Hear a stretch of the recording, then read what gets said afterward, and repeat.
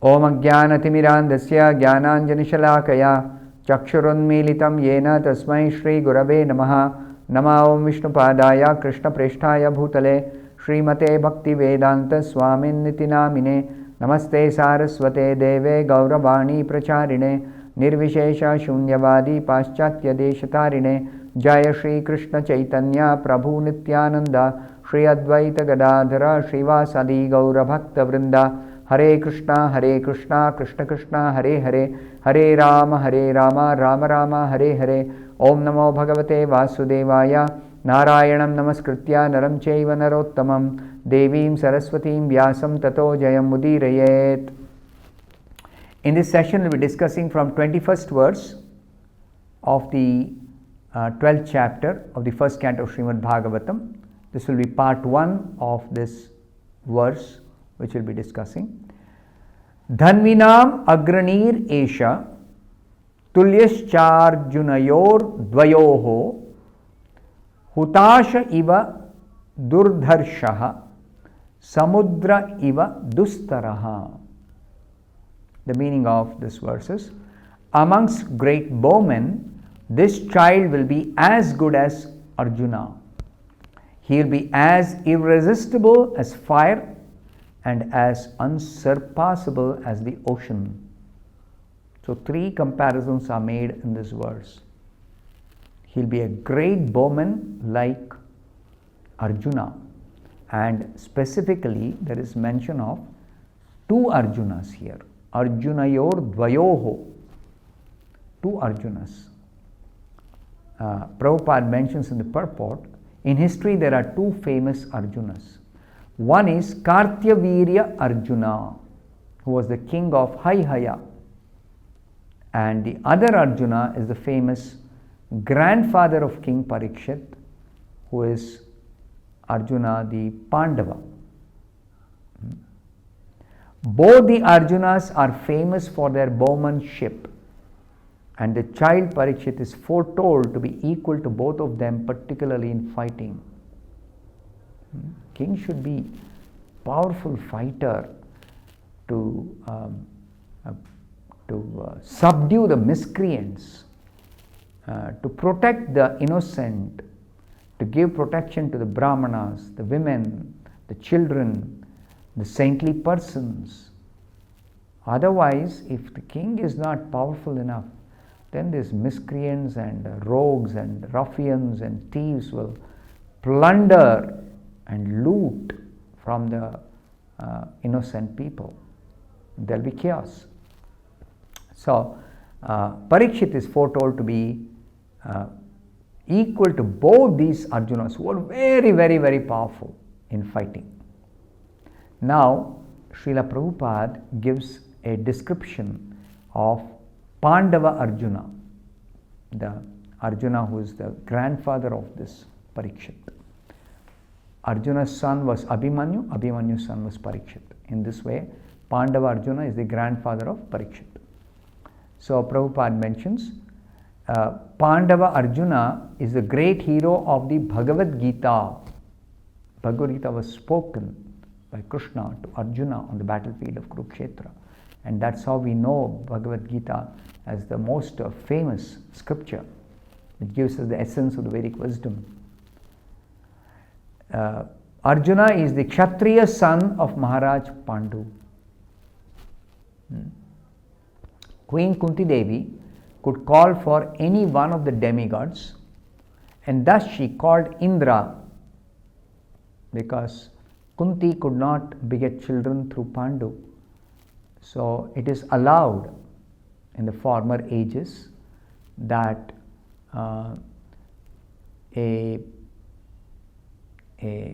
lady, a chaste wife, can beget children through the husband's brother if the husband is unable to conceive children in his own wife.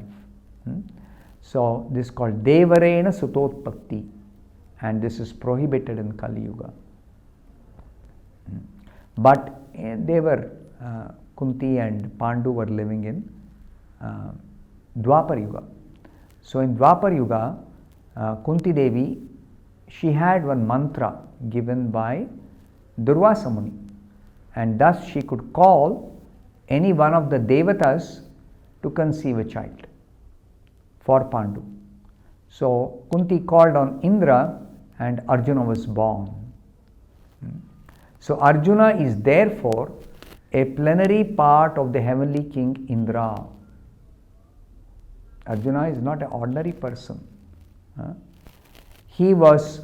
Arjuna has many names. He was born in the month of Falguna, therefore is also called Falguni. When he appeared as the son of Kunti, his future greatness was proclaimed by air messages.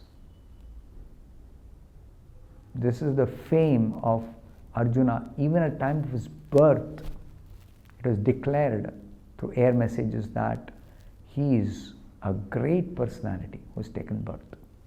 And all the important personalities from different parts of the universe, such as the Devatas, the demigods, the Gandharvas, the Adityas from the sun globe, the Rudras, the Vasus, the Nagas, the different Rishis of importance, the Apsaras, all attended the ceremony of the birth of Arjuna. Is so very important personality in the whole universe, Arjuna. The Apsaras pleased everyone by their heavenly dances and songs. Vasudeva, the father of Lord Krishna and the maternal uncle of Arjuna. Arjuna's mother is Kunti, Kunti's brother is Vasudeva. Therefore, Vasudeva, the father of Lord Krishna, is actually the maternal uncle of Arjuna. Vasudeva sent his priest representative Kashyapa to purify Arjuna by all the prescribed samskaras or reformatory processes. So Arjuna's samskaras were done by Kashyapa Muni or Kashyapa Rishi, sent by Vasudeva. His name-giving samskara, it's called Namakarana samskara, was performed in the presence of the rishis, residents of Shatashunga, the famous rishis. Arjuna married 4 wives: Draupadi, Subhadra, Chitrangada and Ulupi, from whom he got 4 sons, one each from each of the wives. Of the names Shrutakirti, Abhimanyu, Babruvahana and Iravan respectively. It means Draupadi, through Draupadi he had a son, Arjuna had a son by name Shrutakirti. Through Subhadra, Subhadra is Krishna's sister. Arjuna married Subhadra, and through Subhadra he had a son Abhimanyu. Abhimanyu died in the battle of Kurukshetra. And Abhimanyu's son is, Abhimanyu and Subhadra's son is Parikshit. Abhimanyu son of Subhadra, Abhimanyu and Uttara's son is Parikshit. And Arjuna's wife Chitrangada, their son was Babruvahana, and Arjuna's wife Ulupi, their son was Iravan. So he had 4 sons through 4 wives. During his student life, Arjuna was interested to study under the great professor Dronacharya, along with other Pandavas and the Kauravas. But he excelled everyone by his studious intensity. Among all the students of Dronacharya during that time, Arjuna was the topmost student. He excelled everyone. And Dronacharya was especially attracted by his disciplinary affection. Dronacharya accepted Arjuna as a first grade scholar, and he loved heartily to bestow upon Arjuna all the blessings of military science. Now, how studious was Arjuna? That's described here. Arjuna was so ardent a student that he used to practice bowmanship even at night. And for all these reasons, Professor Dronacharya was determined to make him the topmost bowman of the entire world. At night he would practice the lessons taught by the teacher Dronacharya in the daytime. So he was very, very studious, very sincere in his Gurukul days. He passed very brilliantly the examination in piercing the target, and Dronacharya was very pleased. This was the expertise of Arjuna in bowmanship. He learnt from Dronacharya very nicely. Then regarding Arjuna's son Babruvahana, Srila Prabhupada says, royal families at Manipur and Tripura are descendants of Arjuna's son Babruvahana. Present day, the royal families in Manipur and Tripura, northeastern states of our country, they are descendants of Arjuna's son Babruvahana. Arjuna saved the Acharya, that is Dronacharya, from the attack of a crocodile, and Dronacharya, being pleased with him, rewarded him with a weapon of the name Brahmashira. Many of these weapons are very, very powerful weapons, and unless one learns them from a proper guru, one will be unable to use those weapons. And many of them are mantra weapons. They are mantra weapons. So the perfect chanting of the mantra as heard from the expert spiritual master only will enable a student to learn that in such a way that he can use that weapon when required. Now Maharaj Drupada, Draupadi's father, was inimical toward Dronacharya, and when Drupada attacked Dronacharya, Arjuna arrested Drupada and brought him before Dronacharya. So then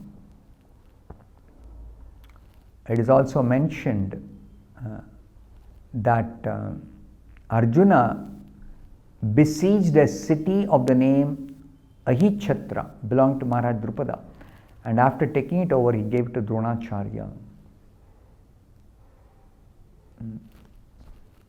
The confidential treatment of the weapon Brahmashira was explained to Arjuna, and Dronacharya was promised by Arjuna that he would use the weapon if necessary when Dronacharya personally became an enemy of Arjuna. In this way, Dronacharya forecasted the future battle of Kurukshetra, in which Dronacharya was on the opposite side of Arjuna.